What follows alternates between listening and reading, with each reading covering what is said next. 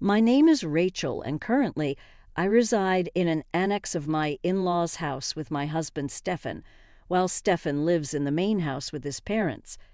I am the sole occupant of the annex. Originally, this annex was a small structure built by Stefan's grandfather as a personal project to create a private space. Over time, it has been converted into a living space approximately the size of a room, thanks to my efforts. Initially, Stefan and I lived in a regular apartment for about 3 years after our marriage. However, his parents, who greatly adore him, suddenly expressed their desire to live with Stefan. In response, Stefan, as the dutiful son, declared that he also wanted to be with his parents. Witnessing their emotional reaction, including tears and embraces, I found myself taken aback by the heartfelt scene. Stefan and I first crossed paths at work, where he was my direct subordinate. When he joined the company midway through his career, we became a couple after 3 years of dating. Throughout that dating period, he resided at his parents' house. It appears that this prolonged stay fostered a sense of homesickness in both Stefan and his parents. Stefan, who had been pampered at home, seemed to have never been involved in any household chores. After our marriage, when I suggested sharing housework, he appeared reluctant, stating that he had never done any housework before.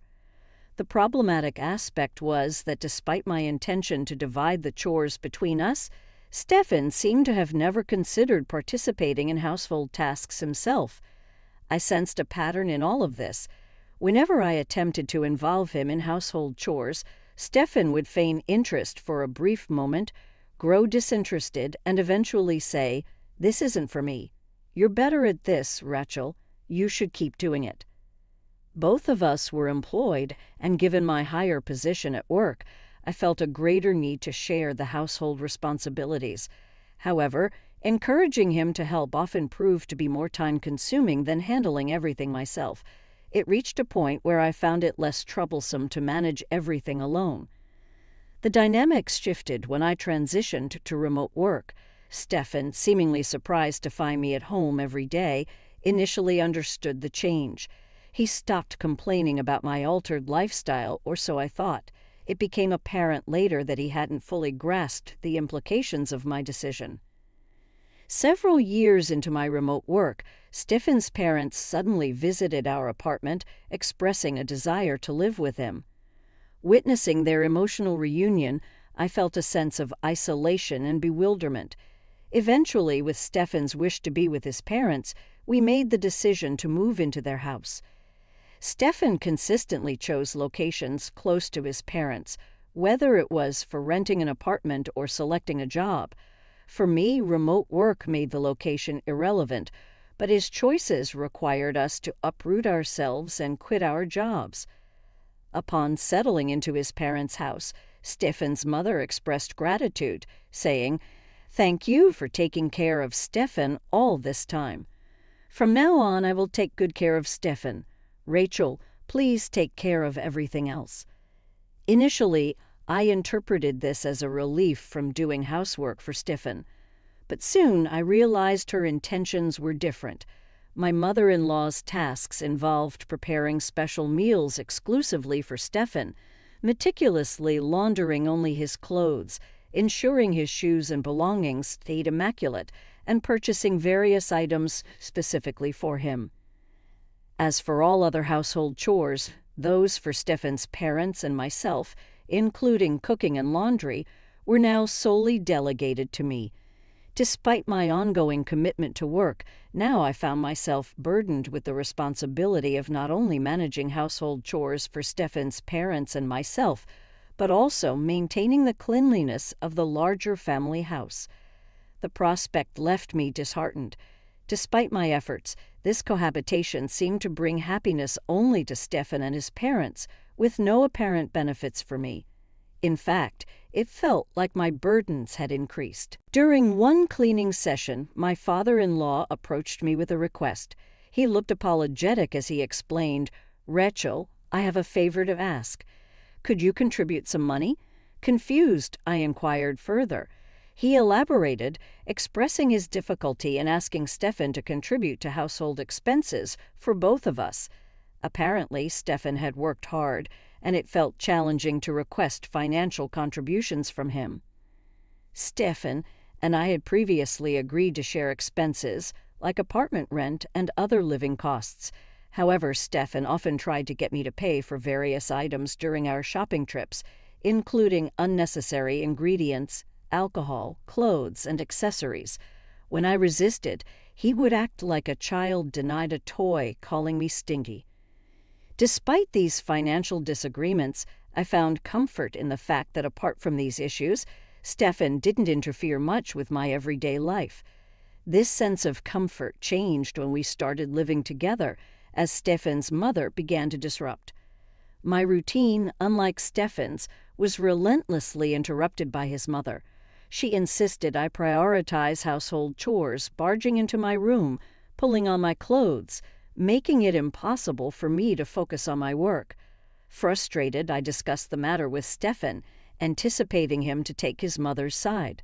Surprisingly, Stefan listened and promised to talk to his mother. I hoped for a compromise that would consider both our needs. Little did I know that Stefan's idea of a compromise would involve banishing me to the annex, a new private room. I approached Stefan with a question about the hut, jokingly asking if I could even demolish it and build a new house. To my surprise, he casually replied, "You can even demolish it and build a new house if you want." Taking his words seriously, I promptly began remodeling the hut according to my taste, engaged in cleaning, renovating, and changing wallpapers. I noticed that Stefan never once showed his face. As I transformed the space, it dawned on me that within the family living trio, I was the only outsider. There were instances when I found myself alone at home, either when they went out to a barbecue restaurant or when I had to work overtime and missed out on shared meals. While these spirited plans were usually concocted by Stefan's mother, it seemed clear that she might have been the driving force behind my exclusion. Despite this, Stefan had given me the freedom to do anything with the hut, and I took full advantage of it, engaging in DIY projects, installing new shelves, and personalizing the space. I made it my own. Interestingly, neither Stefan nor his parents ever visited the hut after I moved out. Although they must have been aware of my renovations, it seemed like I was no longer considered a part of their family, and they had no interest in my activities. Living away from the main house, especially without Stefan's mother around, I began to relish the independence, almost like living alone. I found solace in the fact that staying in the hut prevented her from interfering with my work. Installing new locks and enhancing security during the renovation, I ensured that no one, not even Stefan or his parents, could enter without my knowledge. It led me to reconsider if this new separation wasn't such a bad arrangement after all. However, it seemed my mother-in-law had anticipated my feelings. Unable to tolerate the treatment any longer, I found myself at a crossroads, contemplating my next move as I settled into the renovated cabin. My mother-in-law's desperation to drive me out became palpable. Her petty harassment started with leaving trash in front of my cabin on garbage day instead of at the collection site. Sometimes she would host barbecues in the garden without extending an invitation, intentionally wafting the smell of grilled meat towards my cabin. Despite her mild attempts, I couldn't help but smile at her futile efforts to push me away. Then one day she summoned me to the main house under the pretense of leftover meat and potatoes. Sensing there was more to it, I went along. Upon arrival, only she was present, and she placed a single piece of paper on the living room table, a divorce paper. It was clear that the real reason she called me was to present this document. If his mother instructed Stefan to submit it, he would do so without hesitation. All that remained was for me to agree, and Stefan and I could be divorced simply by submitting the paper to the city court. With a proud expression, his mother asserted, "Isn't it about time you gave up? There's no reason for you and Stefan to stay married anymore. Get out. you freeloading unemployed woman." Taken aback by her audacity, but fueled by determination and thrilled by the prospect of freedom, I eagerly asked to take the divorce paper, stating, "I'm going to the city court right now. Thank you so much." My mother-in-law, likely expecting resistance, was left dumbfounded by my unexpected response. Having submitted the divorce paper at the city court, I wasted no time in packing my belongings. Feeling it was necessary to inform Stefan's mother about the divorce, I headed to the main house and informed her that the process had been successful. Regarding the cabin I renovated, I assured her that I would leave it as is, and she was free to demolish it or use it as she pleased. My positive attitude about leaving surprised even my mother-in-law, who, though seeming happy about my departure, wished me luck. As I packed on the day of my departure, Stefan and his father, seemingly realizing that I was truly leaving, expressed concern, asking, "Are you really going? What will we do without Rachel?" I smiled and thanked them for letting me use the cabin. I explained that since there was no point in being married anymore, and we were now divorced, it was time for me to move on.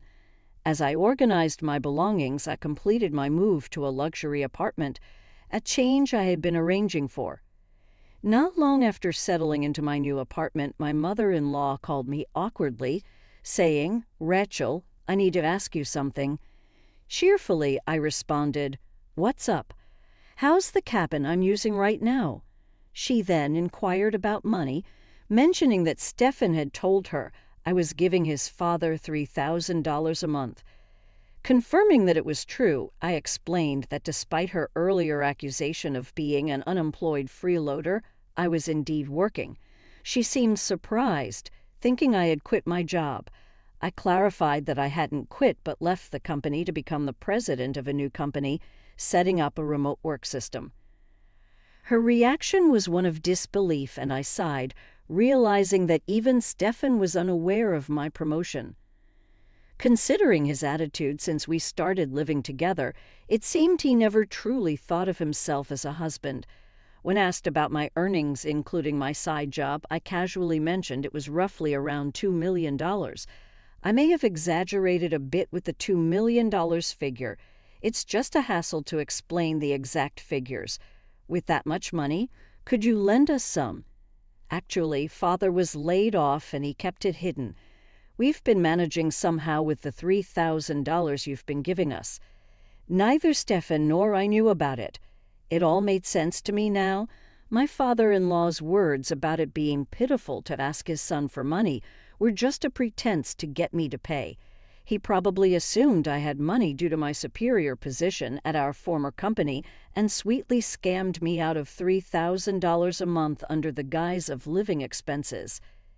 In the end, I didn't mind too much since it allowed me to live peacefully in that quiet cabin. "Well, I'm divorced from Stefan now, so I don't have any connection with your family, right?" When I asserted this, my mother-in-law pleaded, "That's not true. To me and to Stefan, you're still family. Come back to us." I immediately declined, recognizing the potential for being used again. Stepping back into a relationship with Stefan would bring me no benefits. We were now complete strangers, and I found it uncomfortable for them to keep calling me family. Besides, they were the ones who drove me out in the first place. I'm really enjoying my life alone now. It's pretty much the same as when I was married, mostly living alone.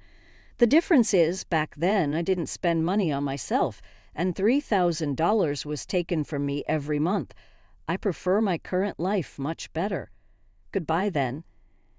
I ended the call without hesitation, not understanding why they thought I would return.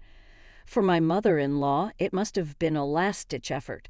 In fact, Stefan's salary wasn't that great, and he had a habit of saying, "I can't do it," and passing work to others.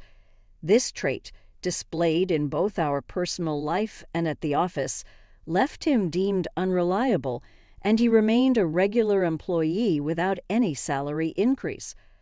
On top of that, with his father laid off and his mother being a housewife, they couldn't maintain their large house and ended up selling it. Now the three of them are living in the cabin I renovated. While it's just right for one person, it must be quite uncomfortable for 3 people in that cramped space. Since then, I haven't thought about them and continue to live peacefully.